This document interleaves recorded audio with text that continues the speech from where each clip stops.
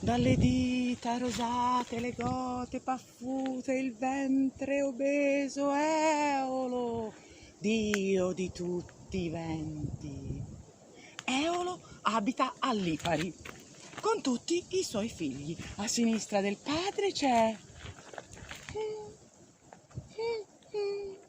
Zefiro, il vento dell'ovest leggiadro, gioioso. Quando soffia Zefiro, gli uccelli si alzano, i fiori sbocciano. Dietro al padre c'è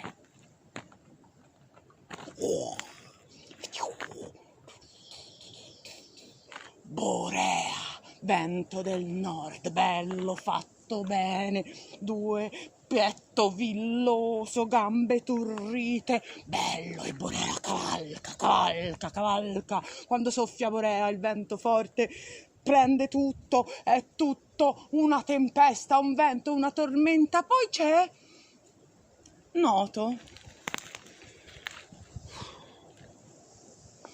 il vento del sud.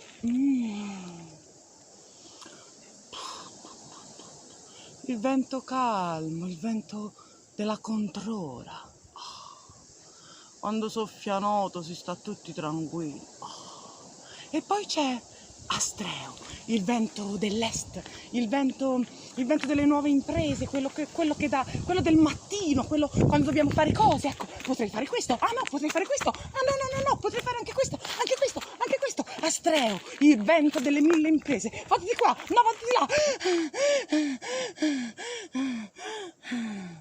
E respira. E quando Eolo e i suoi figli respirano, noi sentiamo il vento, che è nient'altro se non il respiro degli dèi. E quando è forte e potente,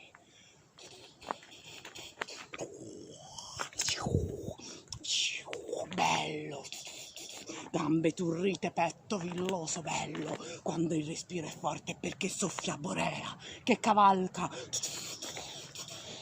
E un giorno, mentre Borea cavalca, la vide, bella, sinuosa, coi capelli lunghi, che si spoglia per andare a fare il bagno nel lago. Pitis, la ninfa, e Borea la vede. E preso da desiderio irrefrenabile, comincia a rincorrerla, e Pitis scappa, e Borea la rincorre, e Pitis scappa, e Borea la rincorre, e Pitis scappa. Fate che non mi prenda, fate che non mi prenda, fate che non mi prenda, fate che non mi prenda, fate che non mi prenda.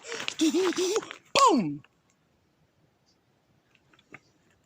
Borea ci batte la musata, sì, perché gli dèi hanno ascoltato la preghiera di Pitis. Fate che non mi prenda, fate che non mi prenda, fate che non mi prenda. E l'hanno trasformata in un pino. Ecco perché quando soffia il vento forte, quando soffia Borea, dal pino esce come una sostanza, come delle lacrime. Sono le lacrime di Pitis, che si ricorda di quando Borea l'ha rincorsa e lei si è tramutata in albero. Il pino piange le lacrime di Pitis.